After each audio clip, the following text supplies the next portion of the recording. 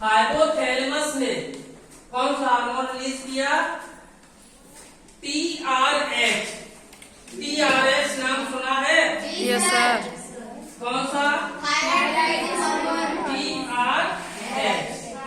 ठीक है। अब TRH क्या करेगा? TRH आकर के एंटीरियर पिट्यूटरी ग्लैंड पर जाकर के रिएक्ट करेगा।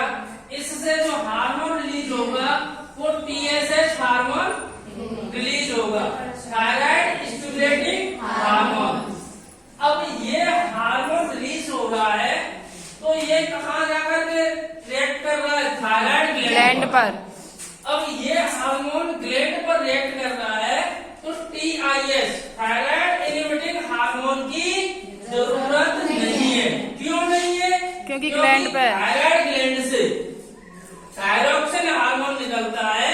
थायरोक्सिन हार्मोन अगर मान लीजिए TSH कंटिन्यू रिलीज होगा, TSH अगर रिलीज हो रहा है तो ज्यादा मात्रा में अगर थायरोक्सिन हार्मोन रिलीज हो गया तो वो जाकर के डायरेक्ट क्या करेगा? पिट्यूटरी ग्लैंड के रिसेप्टर में जाकर के एंटीरियर पिट्यूटरी की ग्लैंड पर ही रिसेप्टर में जाकर के इसको बंद कर देगा। किसके प्रोडक्शन को? TSH के प्रोडक्शन को, है ना? तो बंद कर देगा तो बैलेंस बन जाता है। थायराइड इनहिबिटिंग हार्मोन की जरूरत नहीं पड़ती है। जरूरत किसकी पड़ती है? जैसे ग्रोथ हार्मोन में। ग्रोथ हार्मोन में GRH होता है, growth releasing hormone. Growth releasing hormone में क्या होता है? ये ग्रोथ रिलीजिंग हार्मोन क्या करेगा? यानी हाइपोथैलेमस से ग्रोथ हार्मोन यानी ग्रोथ रिलीजिंग हार्मोन रिलीज हो जाएगा। रिलीजिंग वाला मतलब ये रिलीज करवाता है। किससे? एंटीरियर पिट्यूटरी से। अब एंटीरियर पिट्यूटरी से कौन सा हार्मोन? ग्रोथ हार्मोन रिलीज हो गया। अब ग्रोथ हार्मोन रिलीज हो गया, ये जाकर के बॉडी सेल पे जो सोमैटिक सेल होती है उन पर जाकर के वर्क करेगा।